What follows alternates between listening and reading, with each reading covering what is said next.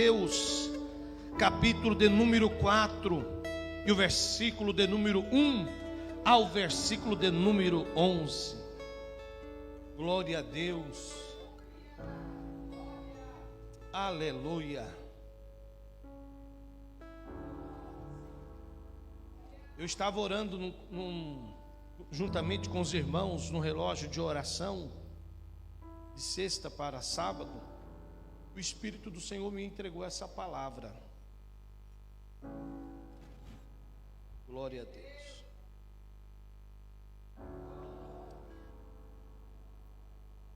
Eu confesso que nem um esboço eu fiz dessa palavra, pois eu tenho que preparar para a igreja viva. Vamos ver o que Deus quer falar conosco nessa manhã. Nos diz assim: então foi conduzido Jesus pelo Espírito. Por quem? Por quem? Por quem? Ao deserto, para ser tentado pelo diabo. E tendo jejuado 40 dias e 40 noites, depois teve fome.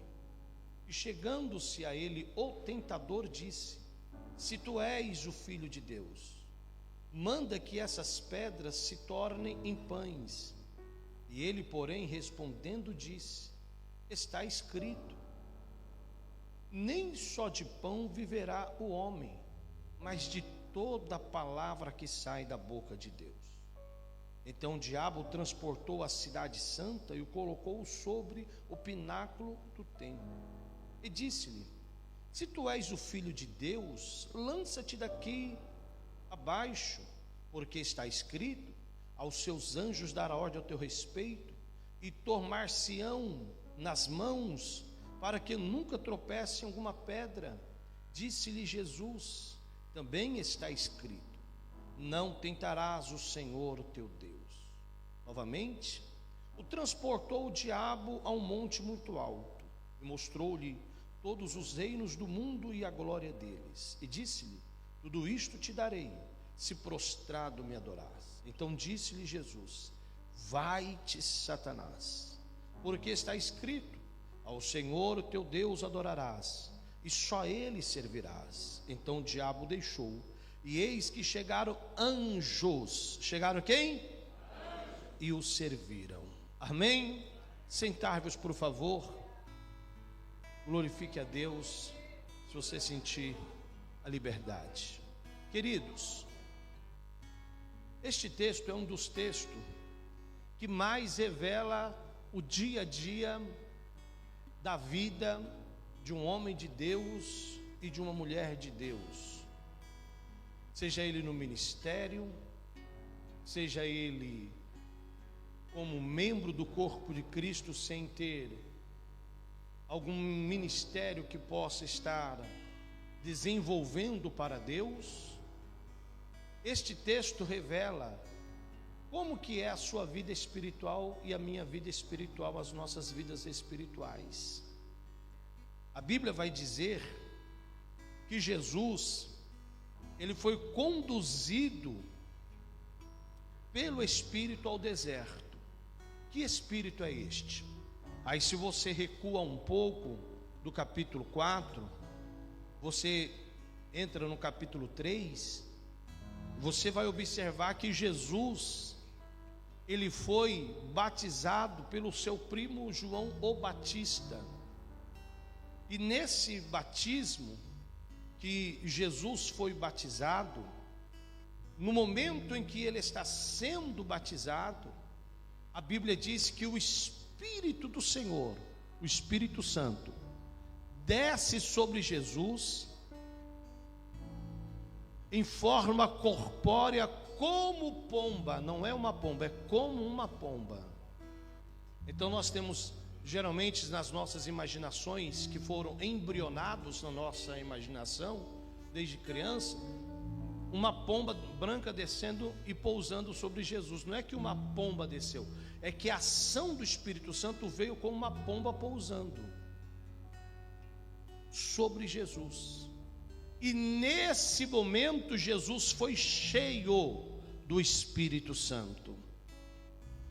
E nesse momento que Jesus é cheio do Espírito Santo, então ele passa a viver uma vida com o Espírito Santo. É por isso que certa feita Jesus ele chegou a afirmar e a dizer: se creres, fareis as obras que eu faço, e fareis maiores ainda. Pergunte para o seu irmão: você é maior do que Jesus? Para fazer obra maior do que Jesus? Você é mais santo do que Jesus? Para fazer obras maiores do que Jesus?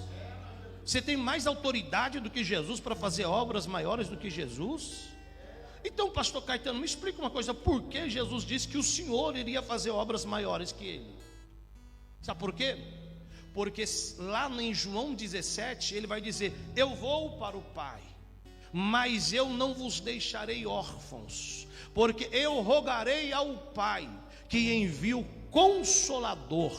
E este Consolador, o mesmo Espírito, o Paracleto, o Espírito Santo, chamado para andar ao lado, ele ficará convosco todos os dias até a consumação do século. Por causa deste Paracleto, deste Consolador, deste Espírito, Caetano, é aí que o Senhor faz as obras maiores. Não é por nós, porque nós não temos nada, não podemos nada, não somos nada, não realizamos nada, mas é por Ele, para Ele, que nós realizamos as obras de Cristo.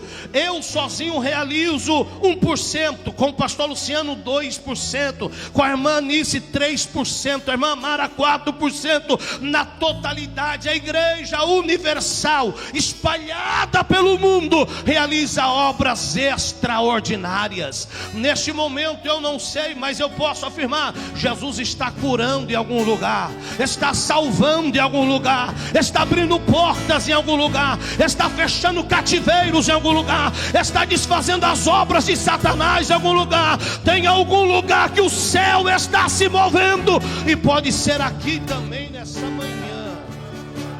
Quem recebe essa palavra? Então você pode fazer as obras de Cristo, porque o Espírito do Senhor está sobre a sua vida. Então é esse Espírito que leva Jesus ao deserto.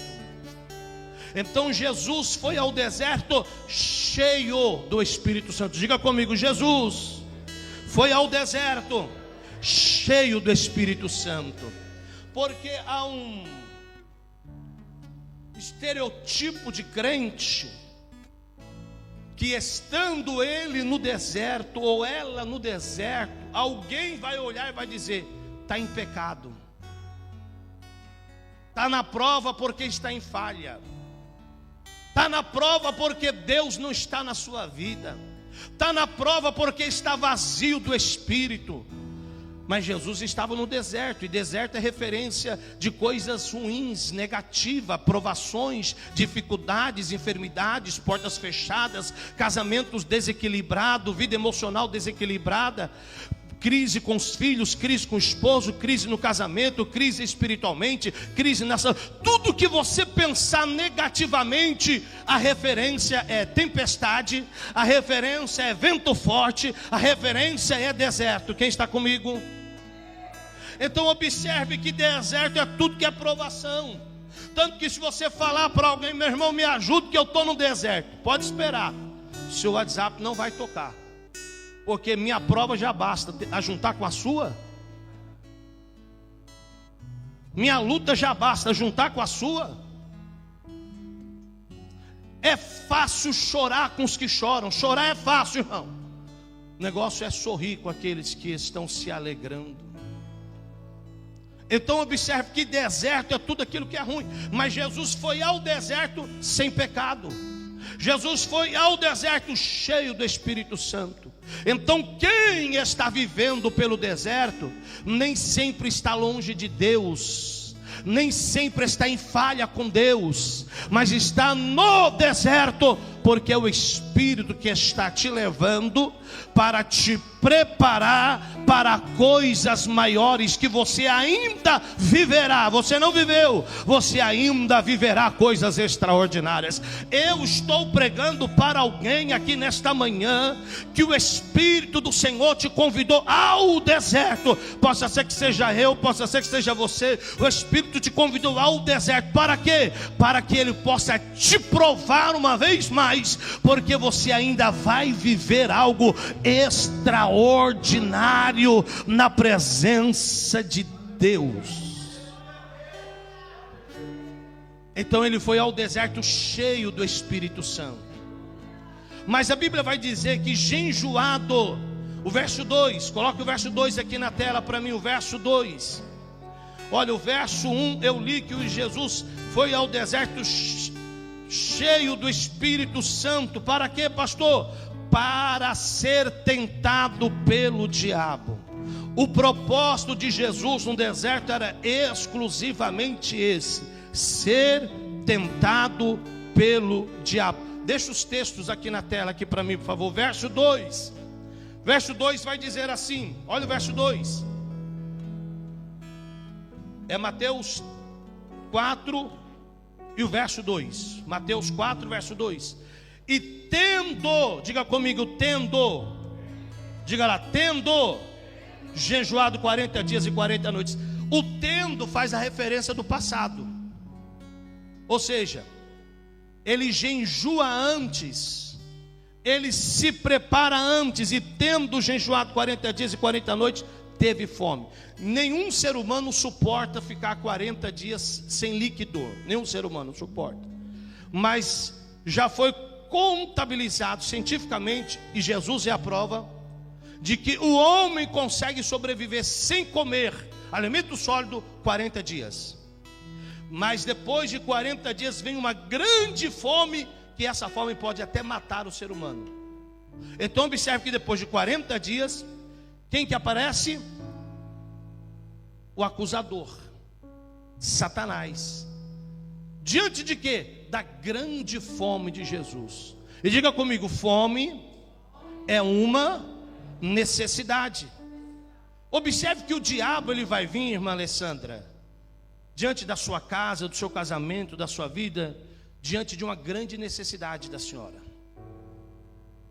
Diante de uma grande necessidade, irmã Fernanda, o diabo vai vir. Quando gera uma necessidade, é uma oportunidade para o diabo agir. Então, diante de uma necessidade, o diabo, que ele é oportunista, ele age nessa necessidade. E qual é a necessidade de Jesus? Pão, diga comigo, pão. Qual é a necessidade de Jesus?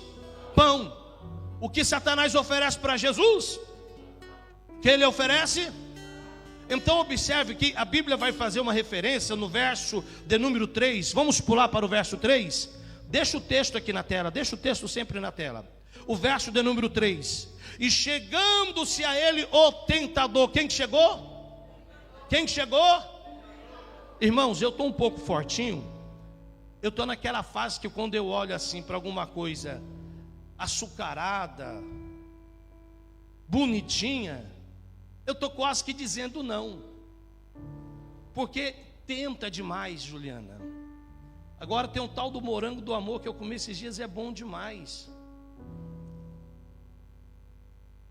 Tem um bolo que a pastora Vânia vende lá na loja dela, que é bom demais. E o açaí, Lucas? É bom demais. Tenta, sim ou não? Sim ou não? Tenta. Às vezes eu não quero, mas fica tentando. Venha a mim que eu não lançarei fora. Agora deixa eu dizer uma coisa, na Bíblia, Satanás ele vem tentando, sim ou não? Mas ele vem com chifres, avermelhado, feio, raivoso. A Bíblia diz que Satanás ele vem, sabe como? Com sapatinhos de algodão. Sabe como a Bíblia chama isso? Sutileza satânica. Tentando. Você acha que Satanás chegou diante de Jesus lá no deserto todo feio? Não, ele chegou como um anjo. se apresentando para Jesus. Qual é a sua necessidade? É pão. Pão? Olha o que ele vai dizer no verso de número 3, pão. Chegando o tentador disse: se tu és o Filho de Deus, se tu és o Filho de Deus. Espera aí, irmãos. Eu disse que Jesus no capítulo 3, ele foi batizado por João Batista. Eu disse que no capítulo 3 o Espírito desceu sobre Jesus. E no momento que o Espírito desce sobre Jesus, ecoa-se uma voz da eternidade diante de Jesus, e uma voz audível diz: este é o meu Filho amado, em quem compraz a minha alma. O que Deus disse? Que Jesus é Filho. Quem disse isso? Deus. Agora vem o tentador e disse: se tu és, colocando o quê? Dúvidas na mente, trazendo dúvidas para Jesus. Espera aí, se eu sou filho de Deus, por que eu estou passando essa dificuldade? Se eu sou filho de Deus, por que eu estou passando por essa provação? Se eu sou filho de Deus, por que estou passando esse deserto? Se eu sou filho de Deus, por que estou passando esta crise no meio da minha igreja, da minha congregação, no meio do meu ministério, no meio do meu casamento, do meu relacionamento, lá no meu trabalho? Se eu sou filho de Deus, o diabo ele chega para você e diz: se você vai na igreja todo domingo, por que você passa essa luta? Se você dizima, porque está faltando pão lá na sua mesa, porque está faltando a comunhão lá no seu lar. Onde estão seus filhos agora? Se tu és filho de Deus, colocando dúvidas na sua mente, para que você possa realmente: pô, se eu sou filho de Deus, por que eu estou passando tudo isso? Que provação são essas? Olha, mande, já que você é filho de Deus, mande que essas pedras se tornem em pães. Pedra é sólido, pedra é durável, pedra não é algo que acaba, que se desmancha da noite para o dia. Pedra é algo que resiste, que é duradouro, que permanece. Sabe o que o diabo está oferecendo para Jesus? Para ele pegar algo que é durável, que é algo que perpetua-se, e trocar por coisas passageiras, que acaba-se rápido, que da noite para o dia se vai, pelas emoções, pelos caprichos passageiros, pelos desejos passageiros. É isso que o diabo está dizendo para Jesus. Mas deixa eu dizer uma coisa: Jesus, ele permanece firme. Olha o verso de número 4. Olha o verso de número 4. Olha só o que Jesus disse: e ele, porém, respondendo e disse, verso 4. Olha o que Jesus ele disse: está escrito. Está o quê? Está o quê? Observe que a palavra aqui não é rema. Palavra rema, palavra revelada. A palavra que Jesus diz assim: está escrito, é logos, pastor Luciano. É palavra escrita, é palavra que já está dita, é palavra que já está diante de você. Jesus disse: já está escrito. O que está escrito? Lá em Deuteronômio 8:3. Olha o que Jesus ele disse: está escrito. O que está escrito lá em Deuteronômio? Que nem só de pão viverá o homem, mas de toda palavra que sai da boca de Deus. O que está escrito? Que nem só de pão viverá o homem, mas de toda palavra que sai da boca de Deus.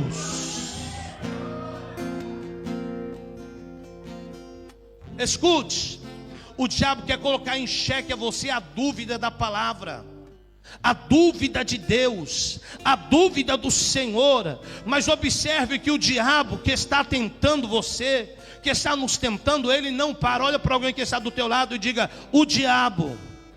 Mas diga mais forte: o diabo que está te tentando, ele ainda não irá parar. Ele ainda não irá parar, ele vai continuar te tentando. Pastor, o senhor veio a este culto nessa manhã dizer que o diabo vai continuar me tentando? Sim, essa manhã é a palavra de Deus para você. Se posicione, mantenha o seu lugar, mantenha a sua posição espiritual. Por quê? Porque o diabo continuará tentando a sua vida. Observe, vamos lá, verso de número 5. Então o diabo transportou a cidade santa e o colocou sobre o pináculo do templo. O diabo transportou Jesus para onde? Para o shopping? Para a casa de praia? Para onde? Para o lugar santo. E colocou sobre o pináculo do... Sabe onde Satanás levou Jesus? Para o lugar santo, para o templo.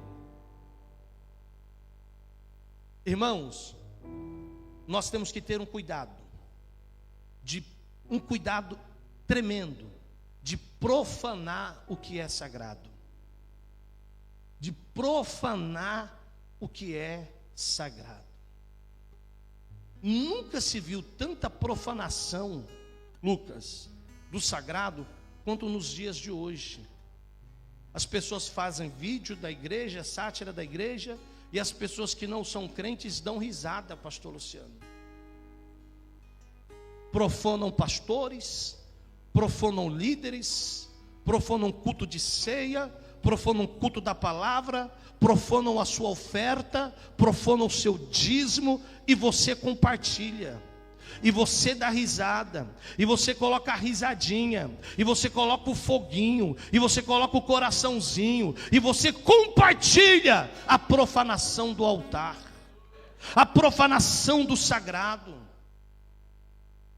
Satanás levou Jesus para o pináculo do templo, e lá no pináculo do templo foi Satanás que disse a Jesus, e disse: se tu és filho de Deus, lança-te daqui. Deixa eu dizer uma coisa, tem muita gente que está lá em cima, mas não foi Deus que colocou. Tem muita gente que está em cima, mas não é Deus que leva.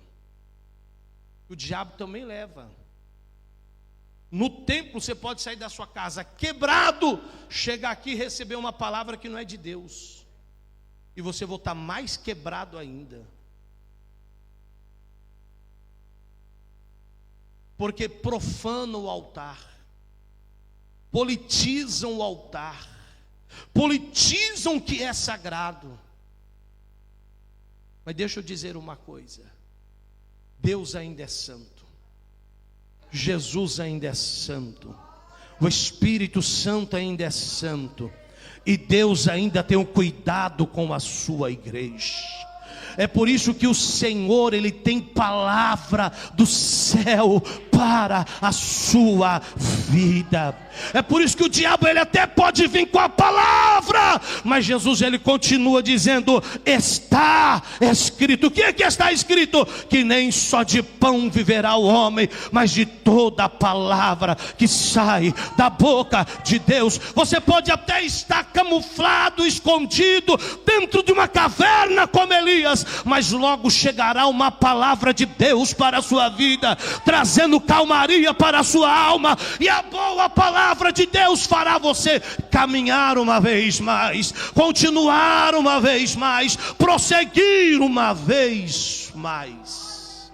Pega na mão de alguém que está do teu lado e diga: ainda que Satanás invada o templo, Deus continua soberano, Jesus continua no controle, Deus está no controle de todas as coisas.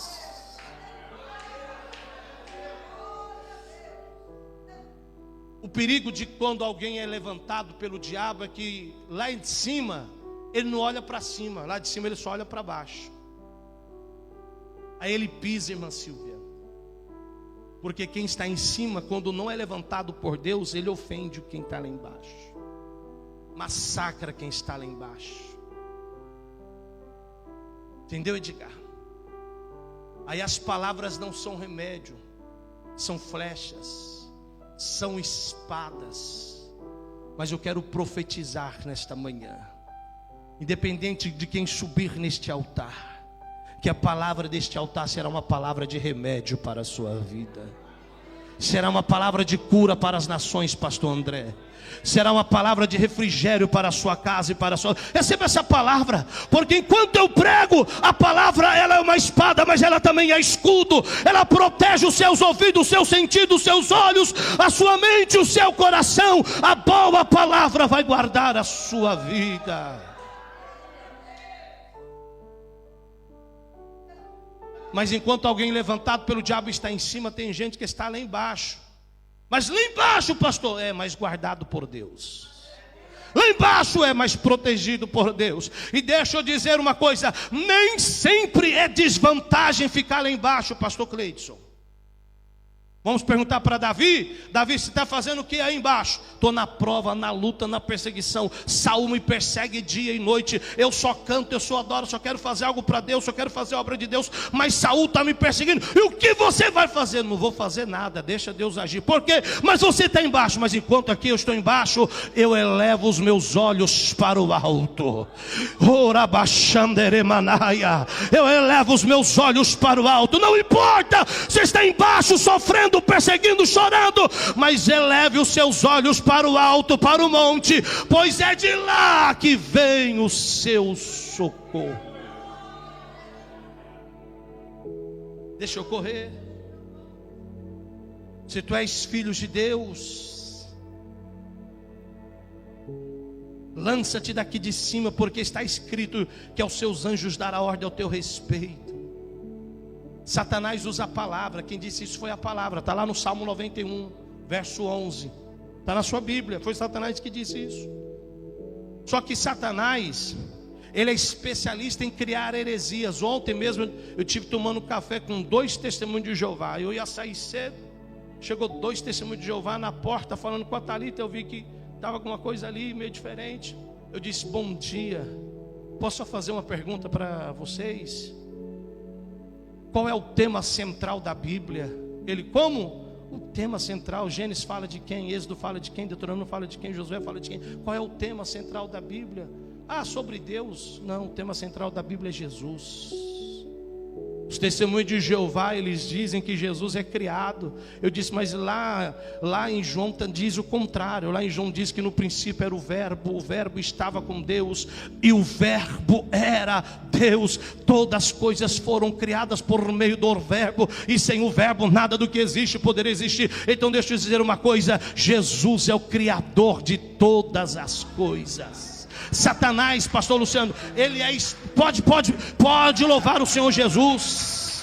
Satanás é especialista em criar heresias. Sabe o que é criar uma heresia, pastora Vânia? É quando eu leio um versículo que me apraz, mas eu esqueço do contexto, que é o versículo antes e o versículo depois. Porque Satanás só leu o versículo 11 e o versículo 12, mas ele esqueceu do versículo 13. E o que está escrito no versículo 13? Vamos ler? Salmos 91, vamos ler? Diz, olha, ele leu assim: porque os seus anjos darão ordem ao teu respeito para te guardar em todos os teus caminhos. Olha o 12: e eles te sustentarão nas tuas mãos para que não tropeces com o teu pé em pedra. Mas olha o 13 que ele não leu, mas também está escrito, Satanás, o que está escrito? Pisarás o leão e o áspide, calcarás o pé do filho do leão e a serpente. Também está escrito que o Senhor em breve masgará Satanás debaixo dos nossos pés.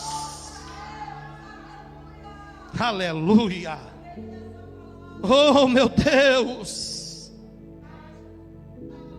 oh meu Deus. Levou Jesus também para um monte muito alto e mostrou toda a glória dos reinos, as coisas deste mundo. Deixa eu dizer uma coisa, enquanto estamos aqui, você possa comer do melhor, viver do melhor, ter um bom carro, ter uma boa casa, vestir o que gosta, ir onde você quiser ir, estar com quem você quiser estar, mas saiba de uma coisa, nunca tire os seus olhos dos céus. Nunca perca o seu coração na centralidade das coisas de Deus. Vou finalizar aqui. Olha o verso de número 2. E tendo jejuado 40 dias e 40 noites, depois teve fome, verso 3. E chegando a ele o tentador. Quem que chegou? No verso 3 chegou o tentador. Mas olha o verso de número 11. O verso 11 diz assim: e então o diabo o deixou. Olha para alguém que está do teu lado e diga: essa prova vai passar. Deserto não é para sempre. O final da chegada está logo ali. Quem recebe essa palavra, esse deserto, esse tempo de provação, esse tempo de luta, de dificuldade, logo vai passar. O deserto vai passar. Olha, a Bíblia diz o verso de número 3, dizendo que era um tentador. Diga comigo: um tentador. Diga comigo: um tentador, um diabo. Coloque sobre os seus pés e diga comigo: um diabo, um tentador. Mas olha o verso de número 11, pastor Luciano. Olha o verso de número 11, está dizendo assim: então o deixou, e eis que chegaram anjos e o serviram. Um tentador, Tiago, um diabo, um acusador, ele te persegue, mas na hora que o deserto acaba, na hora que a luta se acaba, sabe quantos anjos Deus manda? Milhares de anjos. Milhares de anjos, milhares de anjos, milhares de anjos, milhares de anjos, milhares de anjos. Ei, os anjos do Senhor vai te servir, terá alegria para a sua vida, terá uma recompensa para a sua fé, para a sua chamada. Deixa eu dizer para alguém aqui nesta manhã: não saia do seu lugar, permaneça na posição que Deus te chamou. Levante as suas mãos, levante as suas mãos, porque eu quero liberar uma palavra profética sobre a sua vida.